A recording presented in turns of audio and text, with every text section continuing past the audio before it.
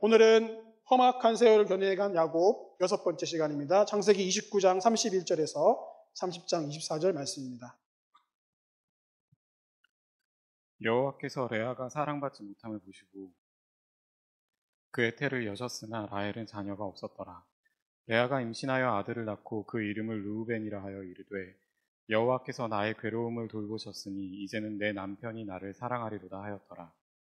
그가 다시 임신하여 아들을 낳고 이르되 여호와께서 내가 사랑받지 못함을 들으셨으므로 내게 이 아들도 주셨도다 하고 그의 이름을 시므온이라 하였으며 그가 또 임신하여 아들을 낳고 이르되 내가 그에게 새 아들을 낳았으니 내 남편이 지금부터 나와 연합하리로다 하고 그의 이름을 레위라 하였으며 그가 또 임신하여 아들을 낳고 이르되 내가 이제는 여호와를 찬송하리로다 하고 이로 말미암아 그가 그의 이름을 유다라 하였고 그의 출산이 멈추었더라.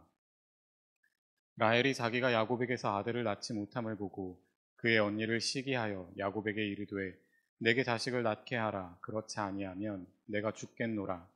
야곱이 라헬에게 성을 내어 이르되 그대를 임신하지 못하게 하시는 이는 하나님이시니 내가 하나님을 대신하겠느냐.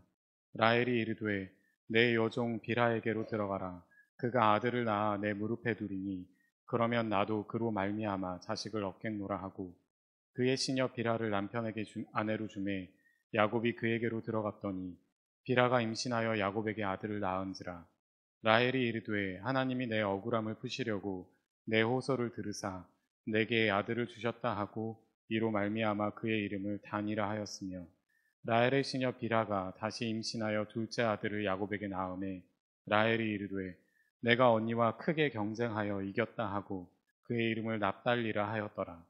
레아가 자기의 출산이 멈춤을 보고 그의 시녀 실바를 데려다가 야곱에게 주어 아내로 삼게 하였더니 레아의 시녀 실바가 야곱에게서 아들을 낳음에 레아가 이르되 복되도다 하고 그의 이름을 가시라 하였으며 레아의 시녀 실바가 둘째 아들을 야곱에게 낳음에 레아가 이르되 기쁘도다 모든 딸들이 나를 기쁜 자로 하리로다 하고 그의 이름을 아셀이라 하였더라. 일 거둘 때 르우벤이 나가서 들에서 합 한 채를 얻어 그의 어머니 레아에게 드렸더니 라헬이 레아에게 이르되 언니의 아들의 합 한 채를 청구하노라. 레아가 그에게 이르되 내가 내 남편을 빼앗은 것이 작은 일이냐. 그런데 내가 내 아들의 합 한 채도 빼앗고자 하느냐. 라헬이 이르되 그러면 언니의 아들의 합 한 채 대신에 오늘 밤에 내 남편이 언니와 동침하리라 하니라. 저물 때에 야곱이 들에서 돌아오매 레아가 나와서 그를 영접하며 이르되 내게로 들어오라. 내가 내 아들의 합 한 채로 당신을 샀노라. 그 밤에 야곱이 그와 동침하였더라. 하나님이 레아의 소원을 들으셨으므로 그가 임신하여 다섯째 아들을 야곱에게 낳은지라. 레아가 이르시되 내가 내 시녀를 내 남편에게 주었으므로 하나님이 내게 그 값을 주셨다 하고 그의 이름을 이사가리라 하였으며 레아가 다시 임신하여 여섯째 아들을 야곱에게 낳은지라. 레아가 이르되 하나님이 내게 후한 선물을 주시도다. 내가 남편에게 여섯 아들을 낳았으니 이제는 그가 나와 함께 살리라 하고 그의 이름을 스불론이라 하였으며 그 후에 그가 딸을 낳고 그의 이름을 디나라 하였더라. 하나님이 라헬을 생각하신지라. 하나님이 그의 소원을 들으시고 그의 태를 여셨으므로 그가 임신하여 아들을 낳고 이르되 하나님이 내 부끄러움을 씻으셨다 하고 그 이름을 요셉이라 하니 여호와는 다시 다른 아들을 내게 더하시기를 원하노라 하였더라. 아멘. 하나님 아버지, 이 시간 우리가 하나님의 말씀 앞에 섭니다. 이 말씀을 통하여서 오늘날을 살아간 우리에게 하시고자 하시는, 또 나에게 하시고자 하시는 하나님 당신의 말씀을 듣는 시간 되게 하여 주시옵소서. 예수님의 이름으로 기도드리옵나이다. 아멘. 우리는 지난 시간 야곱이 굴절된 그 자기 감정 때문에 외삼촌 라반에게 속아서 레아와 결혼하고 또 7년을 더 고생해야 되는 또 그런 하나님이 또 그를 그런 연단의 시기로 또 이끌어 가시는 그런 이야기들을 우리가 보았습니다. 그리고 야곱의 그 결혼 생활이, 가정 생활이 쉽지 않을 것이라는 그런 좀 갈등의 불씨를 볼 수 있었는데요. 그게 이제 마지막 30절에 보시면 야곱이 또한 라헬에게로 들어갔고 그가 레아보다 라헬을 더 사랑하여 라고 하면서 이 야곱의 어떤 편협적인 사랑, 그런 두 아내와의 사이 속에서 야곱의 이러한 모습으로 인하여서 이 가정이 편탄치 않겠구나라는 것을 우리가 느낄 수 있었죠. 오늘은 야곱의 이 결혼 생활, 특별히 이 레아와 라헬 이 두 여인의 경쟁적인 임신과 출산, 그 가운데서 섭리하고 계시는 또 하나님의 또 이야기, 그것을 우리가 함께 살펴보려고 합니다. 오늘 본문을 쭉 보시면은 우리 성경 봉독자가 읽으면서 우리가 들으면서 느끼셨겠지만은 이 말이 계속 반복됩니다. 임신하고 아들을 낳고 그 이름을 무엇이라고 하고, 임신하여 아들을 낳고 그 이름을 무엇이라 하고, 이게 이제 11번 반복되는데 그야말로 이제 출산 경쟁 시합과 같은 거예요. 계속 아이를 놓는, 그런 서로 경쟁하면서 놓는, 그게 오늘 본문의 전체인데, 사실은 이 안에 이 여인들의 어떤 이름을 짓고 또 고백하고 또 그 속에서 이 각각의 여인이 가지고 있는 영적인 상태, 마음의 상태, 심리적 상태가 이제 나타나 있는 거죠. 그리고 전면에 나타나지 않지만은 하나님께서 이 가운데에서 어떻게 역사하고 계시는지를 우리가 볼 수 있는 것입니다. 먼저 레아를 함께 보죠. 레아는 자녀를 가졌지만 불행한 여인이었습니다. 야곱이 레아보다 라헬을 더 사랑했죠, 그죠? 그래서 아까 봤듯이 그래서 이제 하나님께서 레아가 사랑받고 있지 못함을 보시고 그 레아의 태의 문을 여십니다. 그래서 이제 레아가 출산을 하기 시작하는데 그 각각의 이름 가운데서 이 레아의 심리적인 마음 또 영적인 마음이 이렇게 드러납니다. 보시면은 제가 표로 좀 정리하는데요. 첫째 아들 르우벤, 이는 뜻이 보라 아들이라. 이제 내 남편이 나를 사랑하리라. 하나님이 내 고통을 보셨으니 그래서 아들을 주셨으니까 이제 내 남편이 나를 사랑할 것이다. 남편의 사랑을 얻고 싶은 그 마음이 있는 거예요. 자녀가 태어난 그 기쁨보다도 그 자녀로 인하여서 이제 남편이 나를 사랑하겠지라고 하는 이 레아의 마음을 볼 수 있는 거죠. 둘째 아들을 낳았습니다. 이름을 시므온이라고 지었어요. 들으심이란 뜻이에요.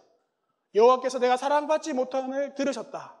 여전히 사랑받고 있지 못한, 그래서 남편의 사랑을 갈망하고 있는 레아의 마음을 알 수 있죠. 세 번째 가면 더 심해집니다. 레위, 아주 좋은 이름 같아요. 연합됨, 그죠? 연합됨, 좋은 이름 같은데 이제는 내 남편이 나와 연합하리라. 여기에서 이 연합이라고 하는 이 단어의 뜻은 막 꼬여가지고 완전히 강하게 유착된. 그래서 이제 남편이 나를 버리지 않겠지. 남편에게서 떨어지지 않을 거야.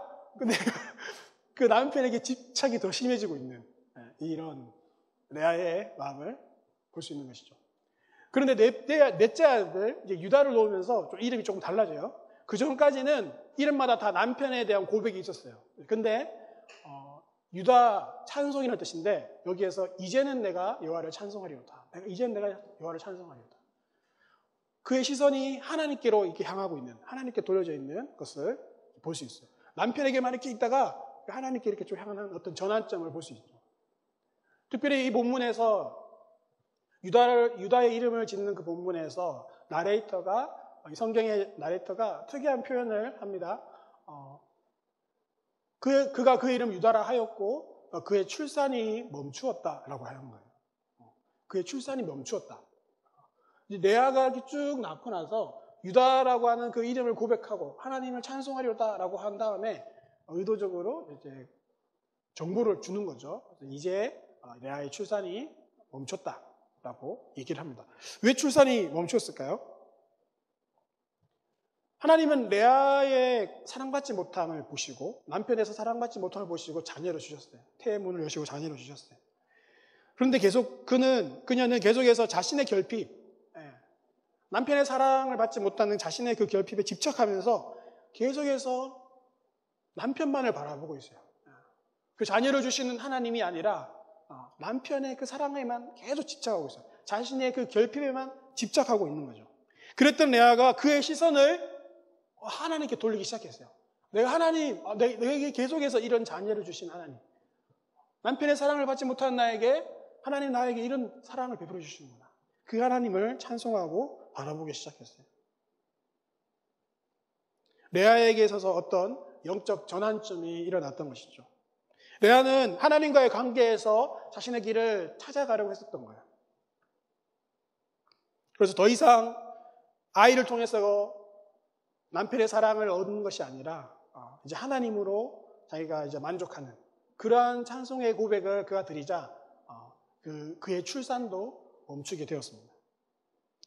물론 뒤에 가면은 이 라헬이 자신의 여종까지 들이밀면서 이렇게 출산을 하게 되자 라헬의 무릎 위에 앉아 있는 아기 그리고 그것을 기뻐하고 좋아하고 있는 야곱의 눈빛을 보자 또 다시 이 시기와 경쟁의 마음이 올라와서 다시 또 그 경쟁에 반응을 하긴 하지만 그럼에도 불구하고 이 여기에서 이 레아의 고백은 하나님을 향한 그런 진정한 영적 전환점이 일어나는 고백이었던 것을 우리가 알 수 있습니다. 실제로 유다에게서 유다의 사자 메시아 그리스도 예수가 나옵니다. 바로 메시아 예수 그리스도의 그 계보 위에 이 레아가 있는 것이죠. 그리고 또한 아브라함이 마지막으로 그 샀던 막벨라 굴에 아브라함과 사라와 이삭과 리브가가 묻히고 거기에 야곱이 사랑했던 라헬이 묻힌 게 아니라 레아가 묻혔습니다. 그 굴에는 레아가 묻혔습니다. 하나님은 버림받은 여인, 그래서 하나님을 갈망하는 그 여인을 통해서 하나님의 구속 역사를 이루어 가셨던 것이죠. 우리는 여기에서 결핍과 집착에서 벗어나서 하나님을 바라보는 이 신앙에 대해서 우리가 생각해 볼 필요가 있습니다. 때로 우리는 우리의 그 결핍에 너무 집착한 나머지 그보다 더 크시고 더 풍성하시고 더 좋은 것을 주길 원하시는 하나님을 우리가 바라보지 못할 때가 있습니다. 우리는 나에게 없는 것 그것 내가 이것만 있으면 내가 사랑받을 수 있을 텐데 내가 이것만 있으면 사람들이 나를 인정해 줄 텐데 이것 때문에 내가 행복하지 못한 거야. 내가 이것 때문에 편안하게 살지 못하고 있는 거야. 이것만 있으면 내가 걱정 없이 살 수 있고 이것만 있으면 내가 행복할 수 있고 이것만 있으면 내가 사람들에게 인정받아 살 수 있다고 생각합니다. 그럼 우리의 그 마음, 결핍 자체에 우리가 집중하기 때문에 사실은 하나님을 바라보지 못하는 경우가 많죠. 그래서 우리는 성공과 우리의 소유와 우리의 외모, 사회적인 안정, 돈과 사람들의 평가 그것을 계속해서 축적하고 모으고 쌓으려고 합니다. 그래서 우리 스스로 우리의 존재 가치를 증명하고 싶어 해요. 나에게 없는 것 그거. 내가 불행한 이유는 그것 때문이야. 나에게 없는 것 이거. 내가 불행한 이유는 이것 때문이야.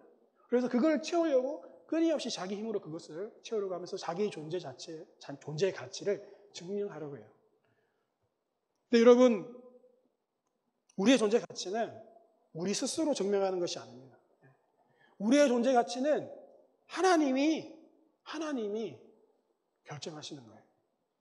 하나님에 의해서 그분의 사랑으로 우리의 가치가 결정되는 것이죠. 그래서 우리의 존재 가치는 우리 스스로 증명하는 것이 아니라 우리의 존재 가치는 하나님이 우리를 사랑하시는 만큼이에요. 하나님이 우리를 사랑하시는 만큼. 그게 우리의 존재 가치. 저와 여러분은 예수 그리스도의 피값만큼입니다. 여러분의 존재 가치는 예수 그리스도의 피만큼입니다. 믿으십니까? 예. 여러분의 존재를 하나님이 예수 그리스도의 피값을 주고 사셨다는 거예요.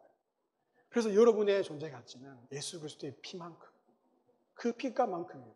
그리고 여러분은 하나님이 여러분을 바라보시는 그 마음, 나의 사랑하는 자, 나의 이로운 자, 나의 보배로운 자, 그게 여러분의 존재 가치를 결정한다는 것이죠. 레아는 남편의 사랑에서 또 자녀로 인해서 자신의 존재 가치를 찾다가 하나님께 시선을 돌렸어요. 그래. 하나님이 나의 만족이시지. 하나님이 나의 찬송이시지. 그러자 더 이상 자녀가 필요치 않았죠. 그래서 자녀가 출산이 멈추었던 것입니다. 그런데 이랬던 레아도 라헬이 이제 자기의 여종 그 비라를 통해서 자녀를 놓자 다시 그 경쟁 구도에 이제 들어가요. 그러면서 제가 질문이 생겼어요. 그러면 유다를 놓고 이렇게 하나님을 찬송하고 하나님 앞에서 영적으로 전환이 일어났던 이 레아의 그 고백은 가짜였나? 진짜 만족한 게 아니었나? 진짜 하나님으로 인해서 만족한 것이 아니었나? 이걸 어떻게 해석해야 되지? 고민하는데 제 안에 이제 그런 깨달음이 있었어요. 내 모습이 그렇지 않냐? 네 모습이 그렇지 않냐 이거죠. 여러분, 저와 여러분이 이렇지 않습니까? 우리의 모습을 이것과 닮지 않았나요? 하나님 앞에서 은혜로 결단했지만 다시 어떤 경쟁 구도 속에 들어가거나 어떤 환경 속에 들어가거나 그 비교 구도 속에 들어가면은 또 다시 흔들리는 것이 저와 여러분의 모습이 아닌가.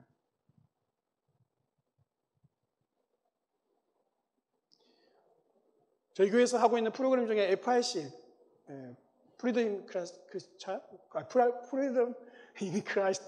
그리스도 안의 자유, 그리스도 안의 자유라는 그 프로그램이 있어요. 거기 보면은 핵심 그 내용 중에 하나가 경관 요새 부수기가 있어요. 경관 요새 부수기. 우리 해보시는 분들 아시겠지만 우리 안에 있는 여러 가지 반복적으로 넘어지는 죄의 문제라든지 아니면은 사탄이 나를 쉽게 유혹하고 공격하는 부분이라든지 아니면은 하나님의 진리에 우리가 반응하지 못하게 하는 그런 어떤 큰 장벽이라든지 어떤 그런 견고한 요새들이 우리 마음에 있어서 우리로 하여금 하나님께 주시는 그 참된 자유를 누리지 못하게 한다는 거죠. 그걸 어떻게 무너뜨릴 수 있느냐? 그것의 이면에 깔려있는 거짓된 진리가 있거든요. 내가 이렇게 하면 내가 사랑받을 거야. 내가 이렇게 하면은 나는 행복할 거야. 여러 가지 그 밑에 깔려있는, 기저에 깔려있는 거짓 진리가 있어요.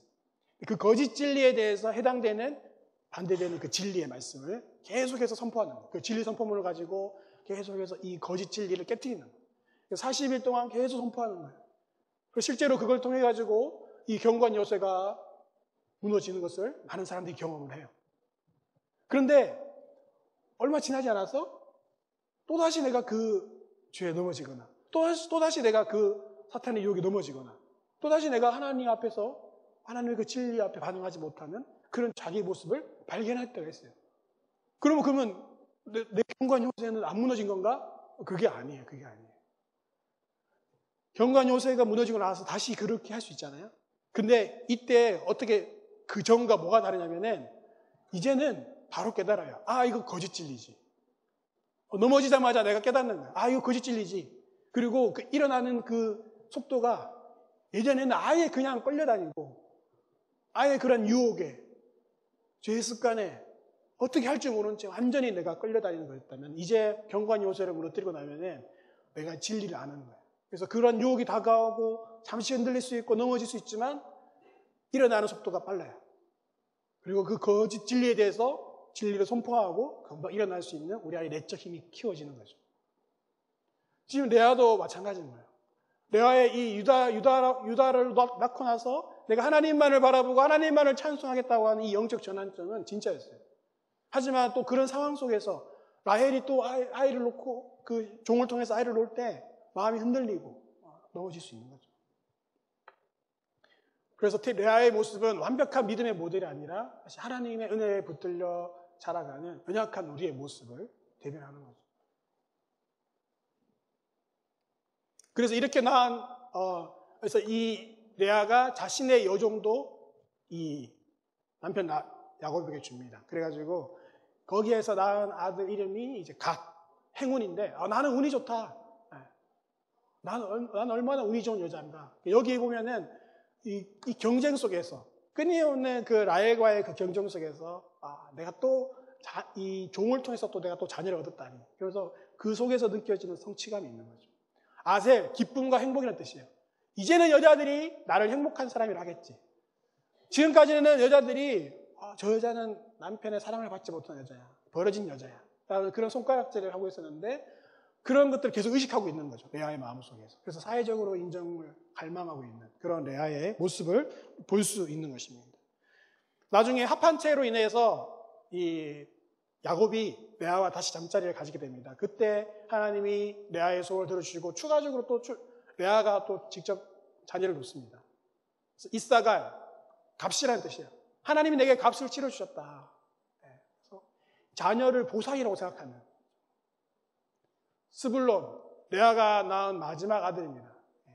거함이라는 뜻이에요. 이제는 남편이 나와 함께 하겠지. 이제는 남편이 나와 함께 살겠지. 라고 하는 끝까지 남편에 대한, 남편이 함께하지 않는 것에 대한 이 마음이 이 여인에게 있었어요. 자녀가 많았지만은 불행했던 여인, 그게 레아였어요. 마지막에 딸까지 넣습니다. 디나라는 딸은 재판하라는 뜻인데 동생 라헬과의 경쟁에서 나를 판단해달라. 재판해달라. 내가 이겼다라고. 내가 이겼다. 끊임없이 이 경쟁 속에서 불행했던 여인이 레아였어요. 그러면 라헬은 행복했을까요? 남편의 사랑을 듬뿍듬뿍 받았던 라헬은 행복했나요? 라헬의 야곱과 라헬의 부부 싸움을 우리가 30장 1절 2절에서 볼 수 있어요. 라헬이 자기가 야곱에게서 아들을 낳지 못함을 보고 그의 언니를 시기하는 거예요. 자기가 아들을 낳지 못하는 분을 가지고 언니를 시기하는 거예요. 그러면서 남편한테 막 땡깡을 부립니다. 내게 자식을 낳게 하라. 그렇지 않으면 내가 죽겠노라. 자식을 낳게 하라고. 아니면 내가 죽어버리겠어. 이게 협박하는 거죠. 협박. 근데 여기에 이제 야곱의 반응이 더 가관이죠. 그들을 임신하지 못하게 하시는 하나님이시. 내가 하나님을 대신하겠느냐? 아주 점잖하게 쓰였지만은 내가 하나님이야? 내가 하나님이냐고? 야곱도 이제 터지는 이 말인 거죠. 내가 하나님이냐고? 당신이 임신 못하게 하는 거 하나님이다. 왜 나한테 그러냐고? 야곱도 이렇게 사랑했던 라헬이지만 터져 나오는 거예요. 여러분, 이 부부싸움, 이 대화, 라헬을 그토록 사랑했던 야곱과 라헬의 유일한 대화예요. 이 성경에 나와 있는 유일한 대화가. 그렇게 사랑했던 라헬과의 나눈 대화가 이 대화입니다. 사랑하지만 전혀 공감하지 못하고 있고 위로하지 못하고 있는 그런 관계. 어느 누구도 행복한 사람이 없는 그런 가정의 모습인 거죠. 그래서 이 라헬이 결국은 자기 여종 이 빌하를 남편에게 아내로 줍니다. 그 당시는 이런 것이 합법적이고 법적으로 용인되었던 그런 사회였어요. 그래서 그렇게 나왔던 라헬이 자기의 시녀를 통해서, 종을 통해서 나왔던 아들이 단이었어요. 억울함을 푸신, 하나님이 내 억울함을 풀으셨다. 그 자기 무릎에 놓여있는 이 아들이잖아요. 근데 이제 이 아들로 인한 그 기쁨보다도 자기 중심적이죠. 내가 그동안 너무 억울했는데 내 억울함이 풀렸어. 이 보상적 심리가 있는 거예요. 둘째 아들 납달리 경쟁함. 내가 언니하고 크게 경쟁을 이겼다. 자식을 이름을 이렇게 지어놓으면 어떡해. 내가 언니와 크게 경쟁을 이겼다. 내가 경쟁에서 이겼다. 레아와 끊임없이 경쟁하고 비교하고 승부에 집착하고 있는 그런 라헬의 모습을 볼 수 있는 것입니다. 라헬은 사랑을 받았지만 자녀가 없는 것으로 인한 그 수치심, 그 억울함, 그리고 그보다 더 언니 레아에 대한 그 시기와 질투, 그 경쟁의식으로 가득 차 있는 이 라헬의 마음을 볼 수 있는 것이죠. 그러다가 이제 하판체라고 하는 그 식물을 가지고 이제 르우벤이 이제 자기 엄마 레아에게 주는 사건이 있습니다. 근데 그것을 이제 라헬이 달라고 하는 거죠. 밀 거둘 때 르우벤이 나가서 들여서 합판체를 얻어 그의 어머니 레아에게 드렸더니 라헬이 그 레아에게 이르되 합판체를 청구하노라. 합판체 달라 이거예요. 왜 이 라헬이 합판체에 집착하면서 합판체를 가지고 싶어 할까? 합판체는 두다임이라고 하는 그 당시 이제 그 지역에 돌이 많은 땅에서 자라는 감자과에 줄기가 없는 다년생 근체류. 감자과의 다년생 근체류. 그러니까 뿌리 식물인 거죠. 그래서 이렇게 생겼다고 합니다. 이렇게 생겼고 이런 모양의 뿌리 식물인데 마치 사람 모양으로 이렇게 생겼다. 특히 여기에 특이한 향과 그런 어떤 독특한 그 효험이 있어가지고 임신하지 못한 여자들이 이걸 먹으면은 출산을 하는.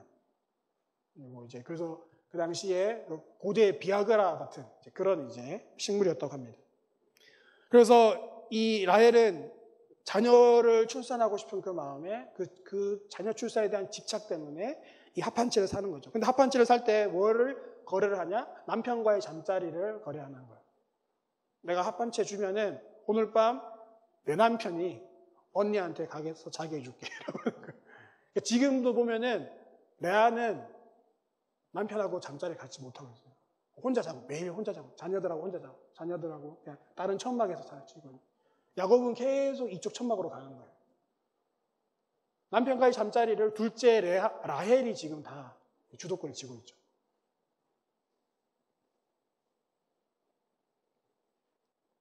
그런데 나중에 보시면은 이 라헬이 이 합한채를 가지고 가서 먹고 했지만 결국 라헬이 이제 아들을 놓긴 하는데 그 요셉이었죠. 근데 그 요셉을 낳긴 하지만 그때 하나님이 뭐라고 하시냐면은 하나님이 라헬을 생각하셔가지고 하나님이 그의 소원을 들으시고 하나님이 그의 태를 여셨어요.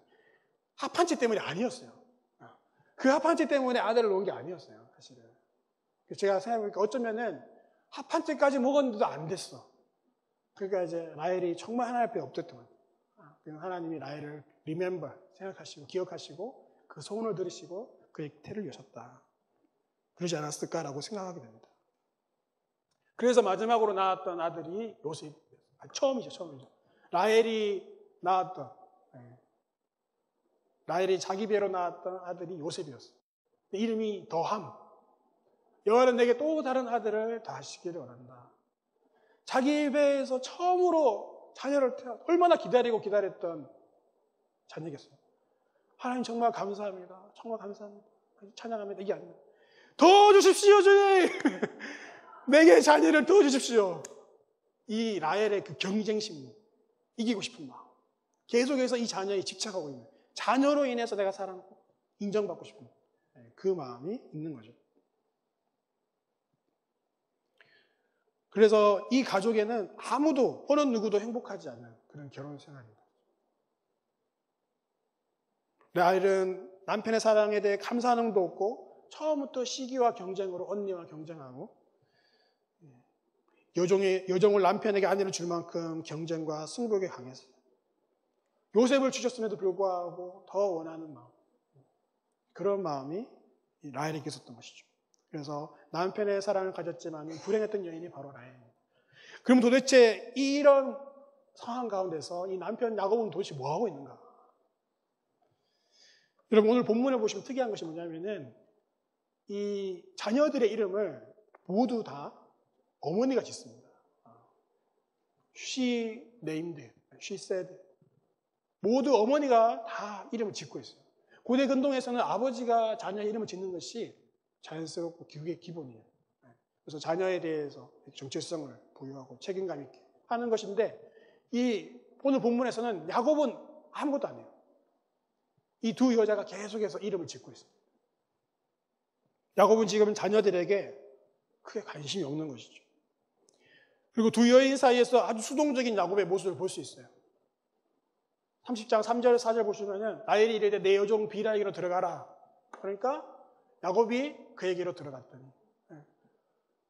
아내가 일로 들어가라 그러면 그냥 들어가는 거예요. 들어가서 그 신용과 잠자리를 하고 그 다음에 보시면은 16절에 보시면은 이제 또 레아가 오늘 나한테 들어와. 내가 내 아들 합한채로 당신을 샀어. 그럼 또 그게 들어가서 또 자고. 야곱이 그냥 이제 뭐 하라면 하는 대로, 두 여자가 하라는 대로 하는 거예요, 지금.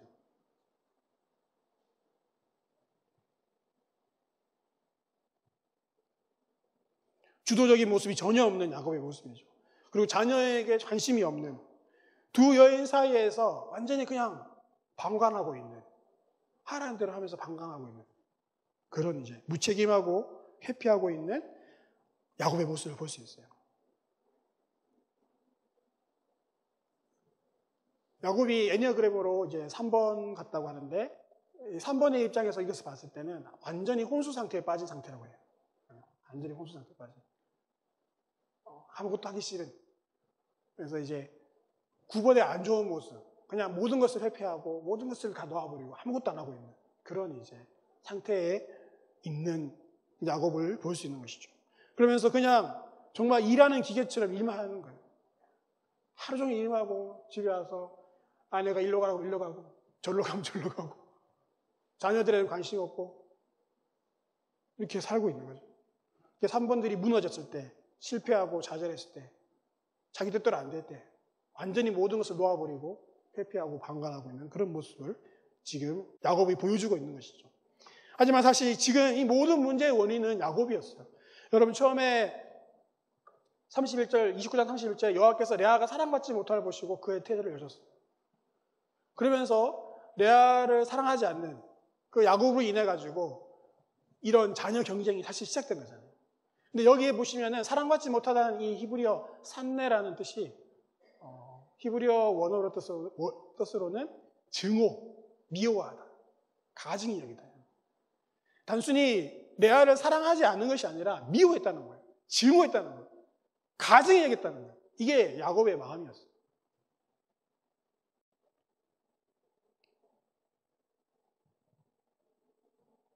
레아에게 사실은 그 라반의 모습, 라반에게 속은 그 야곱의 어떤 그 불만과 그 원망과 그 미워하는 마음이 레아에게 투사되는 거죠.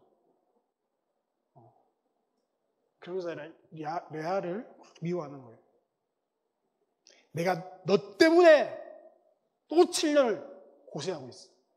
레아를 볼 때마다 자기를 속인 그 라반이 생각나고 억울하게 내가 일하고 있는 이 7년의 고생이 생각나고 그러면서 막 불글불글 끓어. 그러니까 이 레아를 미워하는, 싫어하는, 증오하는 이게 지금 야곱의 상태예요. 그러면서 라헬에게도 막 성을 내죠. 그래서 하나님이 라헬을 임신이 못하게 하셨음을 알고 있었어요. 하나님이 그렇게 하신 걸 그는 느끼고 있었어요. 근데 그 말 속에서 여러분 보십시오. 내가 하나님이냐고. 하나님이 이렇게 하는데 내가 어떻게 하냐고. 하는 그 말 속에 보면은 하나님을 향한 원망과 투덜투덜됨과 하나님에 대한 마음이 상한 이 야곱의 마음이 있는 거예요. 하나님께 삐진 거죠. 가슴이 잘 삐지잖아요. 그죠? 장년들은 화를 내지만 가슴들이 삐지. 하나님께 삐졌어요, 지금. 말 안 하고 꽁 하고 있는 거예요. 왜 그렇습니까? 베델에서 하나님이 나타나셨어. 말씀해 주셨잖아요. 내가 너와 함께 하겠다. 내가 너를 떠나지 않겠다. 내가 너를 반드시 복을 주어서 다시 돌아오게 하겠다. 그런데 하나님 이게 뭐예요?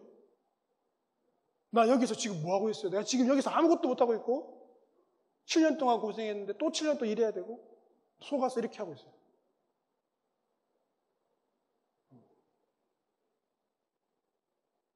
그렇게 나와 함께 하겠다고 해놓고 그 밤에, 그 첫날 밤에 하나님 어디 계셨습니까? 레아가 내 침상에 들어왔을 때 하나님 그때 하나님 어디 계셨나요? 내가 그렇게 속고 있을 때 하나님 뭐하고 계셨냐? 이게 지금 야곱의 안에 있는 하나님을 향한 불만과 마음이 가득한 거예요. 여러분 그 밤에 하나님이 안 계셨나요? 하나님이 그 밤에 안 계셨나요? 부재하셨나요? 아니요, 하나님 계셨어요. 하나님은 오히려 그 모든 상황 가운데 그 모든 상황을 허용하시면서 야곱에게 지금 그 레아의 얼굴을 통해서 그 레아의 얼굴에 라반의 얼굴을 통해서 이게 네 모습이다. 야곱 자신의 얼굴을 보여주고 있는 거죠. 네가 이렇게 속였잖아. 네가 이렇게 살았잖아. 그러면서 이 야곱을 연단하시고 깨뜨리시고 하나님께 나오도록 정말 하나님께 나오도록 보여주시는 거예요. 하나님이 때로는 부재 가운데 임재하세요. 하나님이 부재 가운데 임재하신다고. 우리는 하나님이 안 계신 것 같이 느껴지지만 하나님은 그런 방식으로 우리 가운데 임재하고 계신다. 하나님이 없는 것 같고 하나님이 내 인생 가운데 아무런 도움이 안 되는 것 같고 아무런 일을 하지 않는 것 같고 답답한 가운데 있지만 때로는 그 부재 가운데 그 부재라는 방식을 통해서 우리가 느끼기에 그 부재라는 방식을 통해서 하나님 우리 가운데 한 번도 안 떠나시고 계속 계신다는 거죠. 그 신혼 첫날 밤 그 천막에 하나님 계셨어요. 그리고 야곱에게 보여주셨어요. 너가 이런 모습이다. 돌아와라. 회개해라.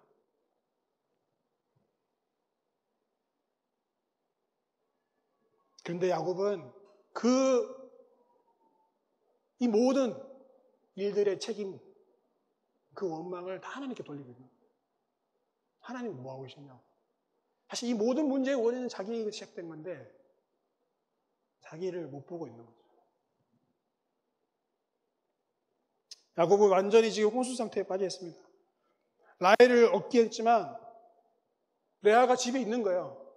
레아를 볼 때마다 삼촌 라반한테 속은 게 막 떠오르는 거예요. 스트레스죠, 스트레스. 근데 또 라헬은 자녀가 없어. 라헬이 행복해하지 않아. 얼마나 스트레스입니까, 또. 라헬을 위해서 7년간 일했는데 속아가지고 외삼촌한테 속아서 또 7년을 또 일해야 돼. 그런데 자기한테 남는 건 아무것도 없어요. 30장 30절에 보시면은 나는 언제 내 집을 세우겠습니까? 라반한테 얘기하는 거예요. 내가 이렇게까지 일했는데 나한테 남는 거 아무것도 없다고. 나는 언제 내 집을 세우냐고. 3번 이 야곱에게는 성취가 중요하잖아요. 아무것도 없는 거예요. 10몇 년 동안 일했는데 아무것도 남는 게, 손에 잡히는 게 없는 거예요. 그런데도 방법이 없어요. 방법이 없어요. 야곱은 출구가 없었어요. 완전 코너로 몰렸어요, 지금. 이러지도 못하고 저러지도 못하고. 라헬의 그 굴절된 자기 감정 때문에 7년을 일했고, 라반에게 속아서 또 7년을 일해야 되는데, 가정은 불행하고, 되는 일은 아무것도 없고, 자기한테 쌓여지는 것은 아무것도 없고. 그래서 완전히 놓아버리고, 홍수 상태로 무책임하게 방관하고 있는 것이죠. 하나님의 연단의 계절에 들어갔는데, 정신을 못 차리고, 계속해서 하나님께 나아가고 있지 않는 거예요. 그러면 어떻게 됩니까? 그 연단의 계절이 계속 길어지는 거예요. 야곱의 그 연단의 계절이 계속 길어지고 있는 거예요. 그럼 오늘 본문에서 도대체 하나님은 뭐하고 계십니까? 이 본문에서 하나님은 뭐하고 계시죠? 하나님은 때로 베델의 하나님이기도 하시죠. 직접 나타나셔서 말씀하시고. 또 하나님은 때로 야복강의 하나님이기도 하셔요. 나중에 야복강에서 하나님과 막 실행하죠. 천사가 실행하죠. 근데 때로 하나님은 바다 나람의 하나님이기도 하세요. 부재 가운데서 우리가 나타나셔서 우리와 함께 하시죠.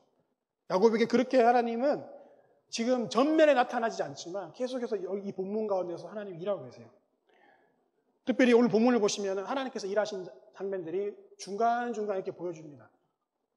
여호와께서 레아가 사랑받지 못함을 보시고 하나님이 보신 거죠. 그리고 하나님이 여셨어요. 하나님이 하신 일이었어요. 하나님이 레아의 소원을 들으셨어요. 하나님이 God listened. 하나님이 들으셨어요. 22절에 하나님이 라헬을 기억하셨어요. Remember 라헬. 그래서 하나님이 듣고 그녀의 태를 여셨어요. 결국 이 본문 가운데서 보여주는 것은 이 여인들의 태를 여시고 자녀를 주시는 것은 하나님이세요. 모두 하나님이세요.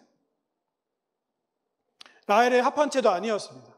성경 여자는 이 모든 상황 가운데서 하나님이 이 모든 임신과 출산을 주관하고 계심을 보여주고 있는 것이죠. 이게 무슨 일이죠? 이게 어떤 의미가 있습니까? 인간의 연약함, 인간의 시기, 경쟁, 질투, 또 순전하지 않은 그런 동기 속에서도 하나님은 사실 하나님의 나라를 주권적으로 계속해서 이루어가고 계신 거예요. 하나님은 이스라엘 민족을 이 본문 가운데 사실은 준비시키고 계셨죠. 이 집안은 사실 아이가 많은 집안이 아닙니다. 몇십 년 기다려도 아이가 한 명 나올까 말까 하는 그런 집안이었어요. 아브라함이 그랬죠. 그리고 이삭도 마찬가지였어요. 이삭과 리브가 사이에도 자녀가 없어가지고 기도해서 20년 넘게 기도하다가 낳은 아들이 에서와 야곱이었잖아요.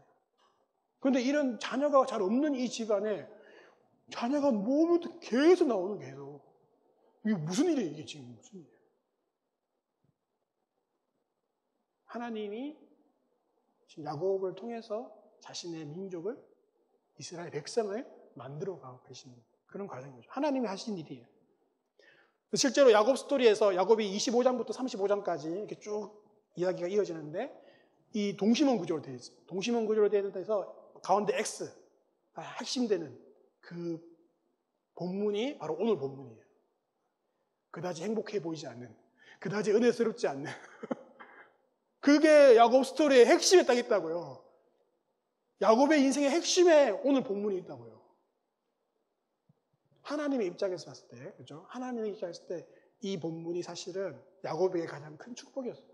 야곱을 통해서 이스라엘 민족이 형성되는 거잖아요.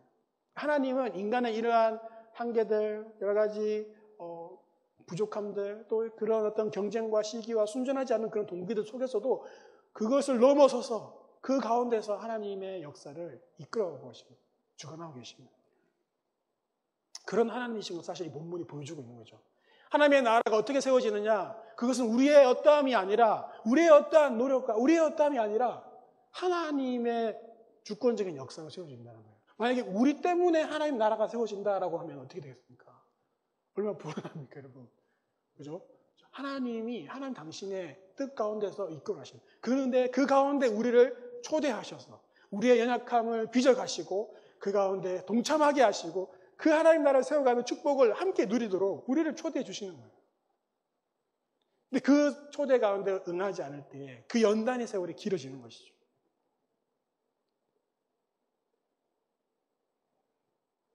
그래서 하나님은 인간의 이러한 경쟁과 시기와 불순한 동기지만은 하나님이 그 가운데서 그 사용하셔서 온 인류를 향한 그 민족을 향한 하나님이 그 약속하신 그 복을 아브라함을 통해서 주신 그 약속을 하나님 계속해서 이어가고 계심을 보여주고 있는 것이죠. 이것이 바로 하나님의 주권입니다. 그러면 우리는 어떻게 해야 되냐? 여기 우리가 질문이 생기는 거죠. 아니 우리의 연약함과 한계 가운데서도 하나님은 그렇게 하나님 당신의 뜻을 이루어 가신다면은 나는 아무것도 안 해도 되겠네? 나는 내 연약함 가운데서 내 부족함 가운데서 그냥 있어도 되겠네? 우리가 이렇게 생각할 수 있죠. 그것을 합리화하면서. 근데 여러분 아까도 말했지만은 그렇게 여러분의 그 한계 가운데서 여러분의 결핍 가운데 집착하면서 살아갈 때 정신을 못 차리면서 살아갈 때에 연단과 그 고난이 계속해서 길어진다는 거예요. 그리고 그로 인해서 불행해지는 것은 나뿐만이 아니라 나와 가장 가까워에 있는 사람들, 내가 사랑하는 내 자녀, 내 배우자 이런 사람들이 계속해서 불행하고 고통 가운데 고난 가운데 살아간다는 것이죠. 그래서 내 인생을 향한 하나님 뜻을 분별하고 그 뜻에 맞춰서 살아갈 때 이런 연단의 계절이 이 광야가 끝나는 것이죠.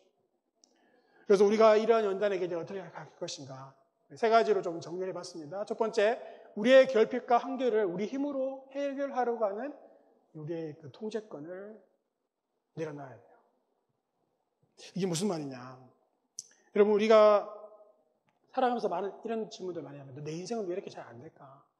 또 우리는 하나님이 왜 나를 도와주지 않는가? 이런 이제 이야기들을 할 때가 있습니다. 시기와 경쟁과 욕망과 또 그 가운데 좌절, 또 채워지지 않는 이 복잡한 인생 속에서 왜 내 인생은 잘 안 풀리지? 왜 내 인생은 내 뜻대로 잘 되지 않지? 이런 거죠. 사실 이것이 오늘 본문에서 레아가 한탄했던 그런 내용이에요. 왜 나는 결혼했는데 남편의 사랑을 받지 못하지? 또 라헬의 한탄이기도 했어요. 나는 남편의 사랑을 받고 있는데 왜 자녀가 없지? 또 코너에 몰려 두 여인 사이에서 계속해서 그냥 일만 했던 야곱의 삐침이기도 하죠. 하나님 왜 나를 도와주시지 않지? 하나님 왜 나와 함께 하시지 않지? 이런 마음들이 우리 인생 가운데서 여러 가지 많은 고난과 고통 가운데서 올라올 때가 있습니다. 우리 안에 이런 불평과 한탄, 하나님을 향한 마음 상함, 그래서 꿍하게 있는 하나님께 다가가지 않는 그런 마음들이 여러분 가운데는 있지 않습니까? 이럴 때 보통 인간은 어떻게 합니까? 보통 자기 안에 있는 자기의 그 결핍을 자기 힘으로, 자기의 결핍과 자기의 한계를 자기 힘으로 어떻게든 해결하려고 해요. 오늘 본문에 막 출산으로, 자녀로, 아니면 아예 야곱처럼 무관심하고 방관하면서 회피하고 각자의 결핍을, 각자의 한계를 각자의 힘으로 막 해결하려고 하고 있습니다. 근데 오늘 본문을 통해서 드러내고 있듯이 이 모든 것을 주관하고 계시는 분은 하나님이시기에 우리가 하려고 하는 것들을 내려놓고 우리가 통제하려고 하는 것을 내려놓고 하나님께 하나님의 주권을 인정하는 것, 그게 우리에게 필요한 거죠. 연단의 계절에 바로 이것이 필요합니다. 하나님은 우리에게서 하나님이 되고 싶어 하세요. 끊임없이 우리는 우리의 통제권을 놓지 않고 야곱은 그냥 아무런 힘없이 수동적으로 끌려가는 것 같지만 사실은 야곱의 내면에는 자기 인생을 향하여서 하나님께 내가 가지 않겠다라고 하는, 하나님께 마음 상해서 내가 하나님께 가지 않겠다라고 하는 그 꽁한 마음이 야곱 안에 있는 거죠. 그건 뭐입니까? 결국은 자기 인생을, 자기 통째권을 자기가 지고 있는 거예요. 하나님께 내 인생 드리지 않겠다.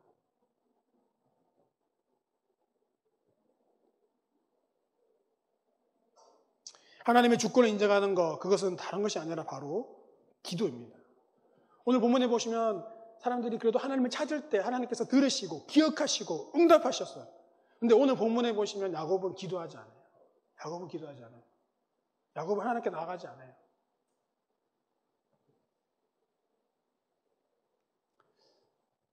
이 연단의 계절에 기도의 자리로 나아가서 하나님의 주권을 인정하고 그분의 뜻에 순복하는 거예요. 하나님께 어떻게 해야 하는지 묻고, 하나님의 뜻이 무엇인지 묻고, 그리고 그 뜻 가운데서 내가 순복하면서 나아가는 것. 이게 바로 기도인 거죠. 사실 야곱이 그 첫날 밤 속았을 때, 그때 야곱은 하나님께 나아갔어야 했어요. 그 레아의 얼굴을 봤을 때, 그 얼굴에서 라반의 얼굴이 보일 때, 그 라반의 얼굴 뒤에 결국 자기의 얼굴이 보일 때 하나님께 나아갔어야 했어요. 아, 내가 이렇겠구나. 하나님 나한테 지금 그래서 이렇게 다가오신 거구나. 그런데 야곱은 오히려 그걸 자기 잘못으로 인식하지 않고 하나님한테 원망하고 있죠. 오늘 본문에 표현되지 않지만 야곱 마음 가운데 하나님을 향한 그 원망과 불평과 꿍한 마음들, 도대체 그 밤에 어디 계셨냐고, 함께 하신다고 해놓고는 뭐하고 계시냐고, 내가 이렇게 고생하는데요 뭐하고 계시냐고. 사실은 그 마음속에 하나님을 향하여 자신의 인생을 온전히 드리지 않고 자기 자신을 보면서 회개하지 않고 그렇게 나가고 있는 야곱을 보는 거죠. 여러분, 우리 가운데 기도해야 되는지 모르는 사람이 아무도 없습니다. 근데 이 야곱은 이 기도의 자리로 나아가는데 시간이 너무 오래 걸렸어요. 그 첫날 밤에 하나님 앞에 엎드려서 내가 속이는 자였다. 라반이 속이는 자가 아니라 내가 속이는 자였습니다. 하나님, 내가 회개합니다. 하나님 앞에 엎드려서 회개해야 되는 것이 야곱이었어요. 그런데 야곱은 하나님 앞에 나아가는데 시간이 너무 오래 걸렸어요. 너무 오래 걸렸어요. 왜 그랬을까요? 가고 싶지 않은 거죠. 하나님이 짜놓은 판에, 하나님이 원하시는 그 인생의 그림에 자기가 그렇게 들어가고 싶지 않은 거예요. 자기 인생의 주도권을 자기가 쥐고 싶은 거예요. 여기에 세 번째 주경 원리가 있습니다. 여러분, 기도한다는 것은 기도해야 되는지 알면서도 우리가 기도의 자리로 나가지 않는 그 이유는 뭐냐면은, 그 기도는 정말 하나님과 인격적인 관계를 맺는 것이고 그 인격적인 하나님을 우리의 삶에 받아들이는 것이기 때문에 그래요. 단순히 기도는 내가 필요한 것을 하나님께 간구하는 것이 아니라 하나님과 관계를 맺는 거잖아요. 그 인격적이신 그 하나님을 내 삶에 받아들이는 거거든요.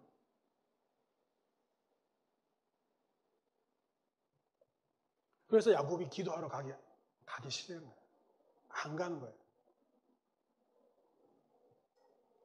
팀 켈러라는 목사님이 이런 말씀을 했습니다.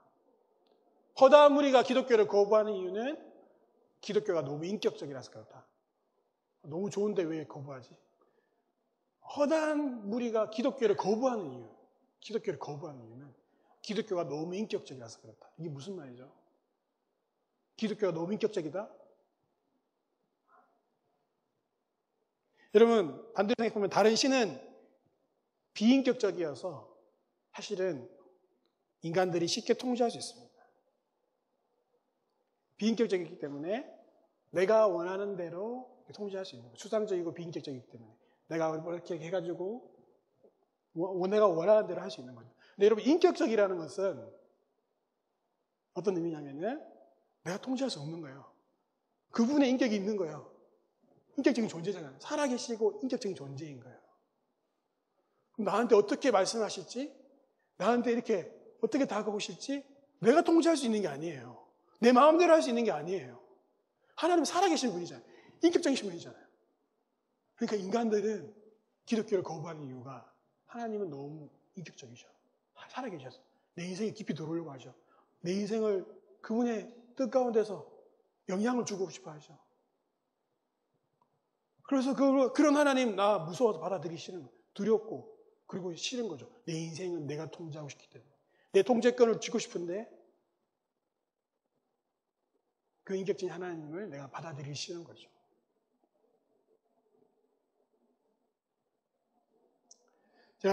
제가 지금 우리 경청 프로젝트라고 새롭게 훈련하는 내용이 있습니다. 훈련 프로그램이 있습니다. 그래서 지금 한 4분이 같이 신청하셔가지고 첫 1기를 지금 시작하고 계시는데, 나중에 여러분들과 함께 또 하시면 좋겠는데, 거기에서 우리가 경청에 대한 책을 같이 읽고 나누다가 그런 글을 보았어요. 사람들이 왜 이렇게 경청하지 않는가, 왜 잘 듣지 않는가라고 할 때, 사람들이 잘 듣지 않는 이유는 나의 삶의 통제권을 내려놓아야 하기 때문이다.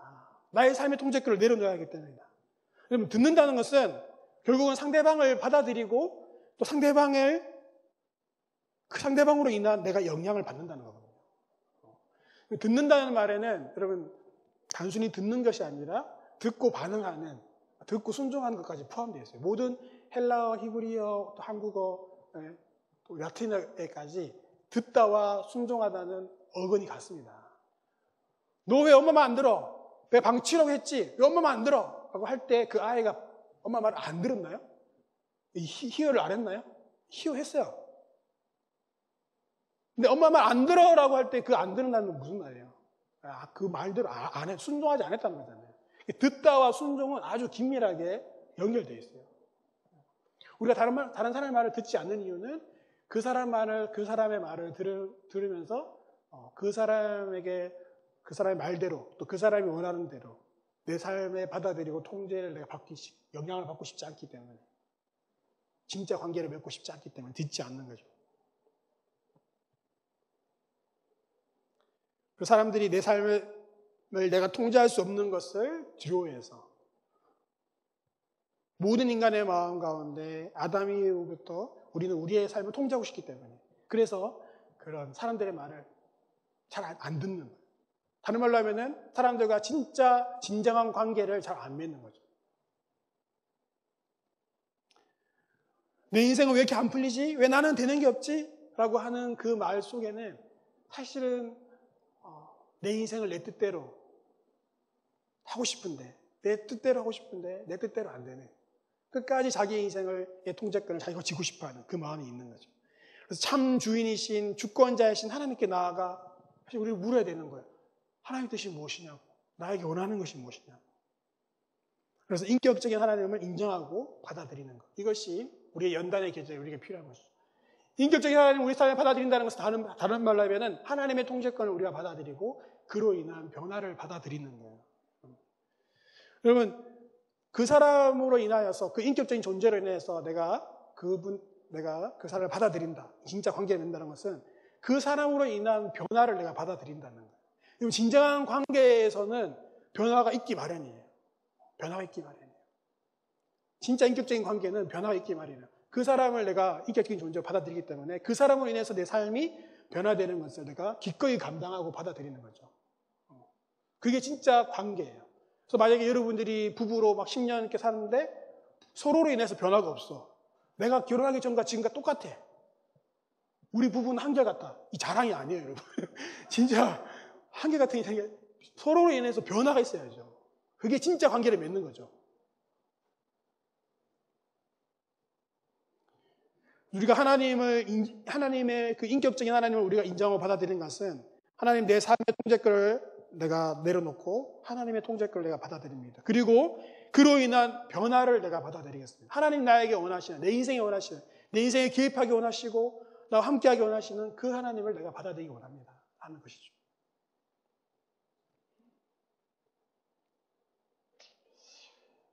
사랑하는 여러분, 우리의 인생은 사실은 우리의 것이 아닙니다. 하나님의 것이에요.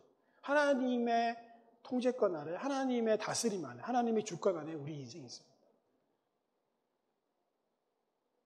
우리가 이것을 받아들이고 그 하나님께 우리의 통제권을 내려놓고 그 인격적이신 하나님을 우리의 인생에 개입하기 원하시고 나와 함께하기 원하시고 나와 더불어 먹고 마시며 교제하시면서 나를 온전한 모습으로 변화시켜 가기 원하시는 그 하나님을 우리가 받아들일 때 우리의 연단의 계절이 끝이 나고 하나님 원하시는 모습을 우리가 온전히 빚어질 수 있는 거예요.